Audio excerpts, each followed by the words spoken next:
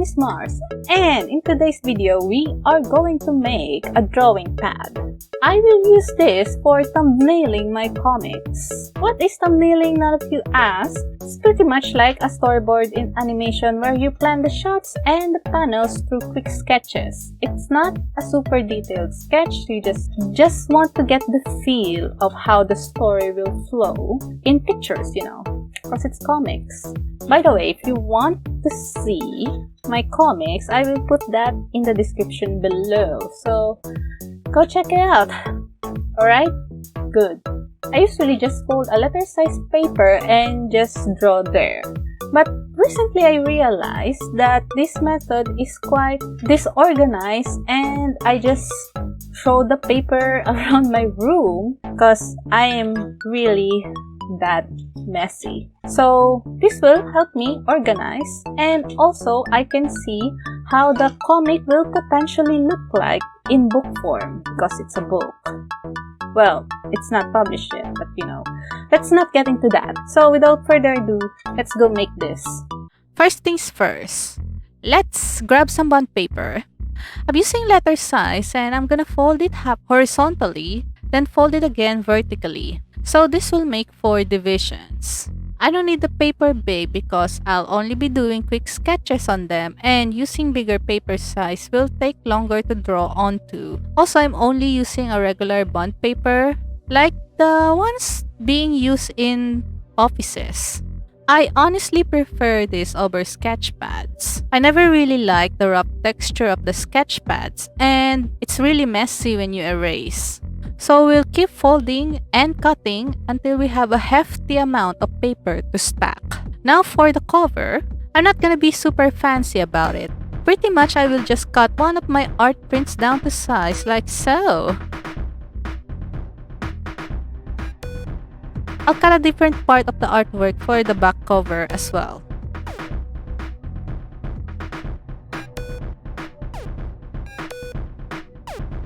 I printed them into a flimsy photo paper, so to strengthen it, I'm gluing the print cuts into a vellum board and then cut them down to size again like so.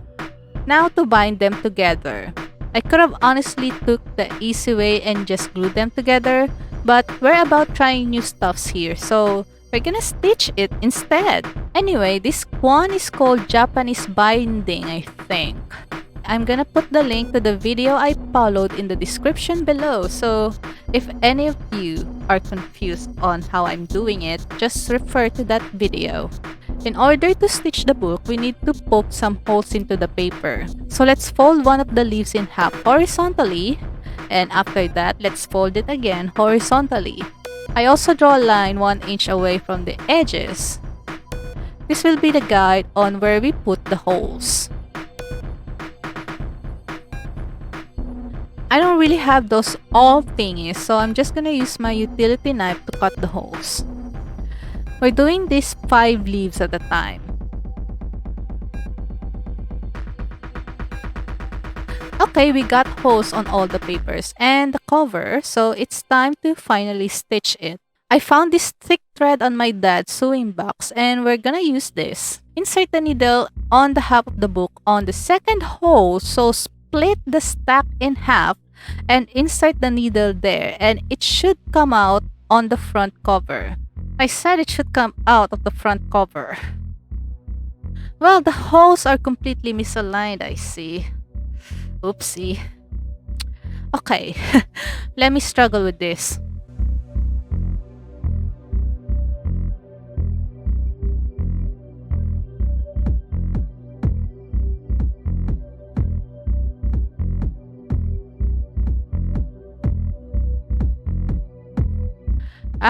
Finally.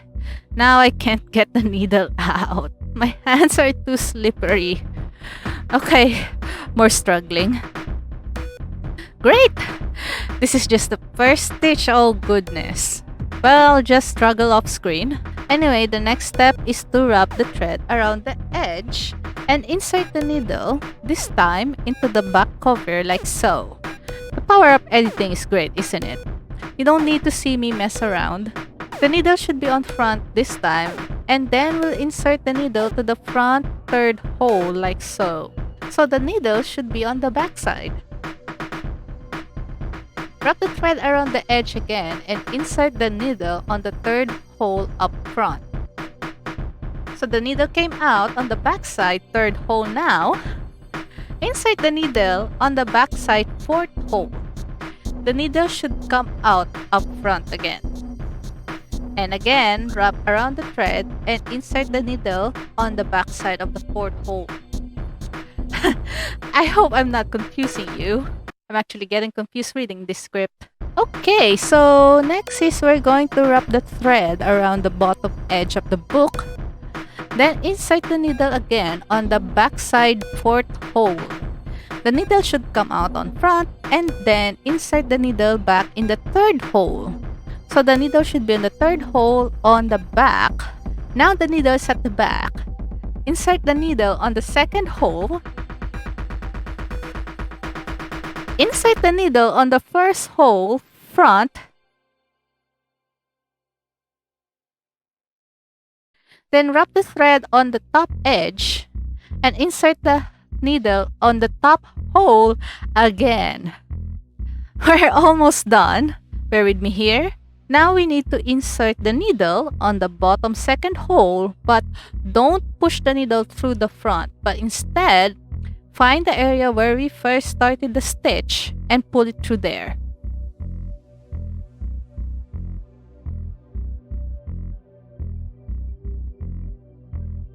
Now let's cut the thread and tie a knot to close the stitch. Oh my goodness, we're finally done. Whoop! It doesn't look perfect because of the misaligned holes, but it's okay. This is just for personal use anyway. One thing I could have done to make my life easier is to make the holes larger, so the needle would just go through easily.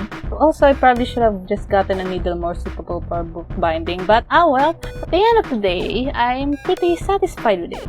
It's not perfect, but it looks neat, and it has my fancy art as the cover, which is, you know, I'm really that vain. And most importantly, my comic thumbnails will be organized from now on. I hope you enjoy this little project.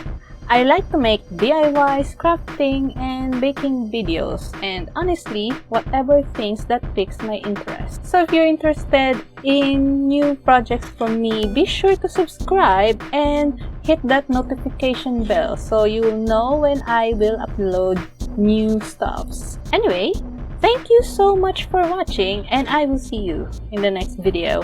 Bye!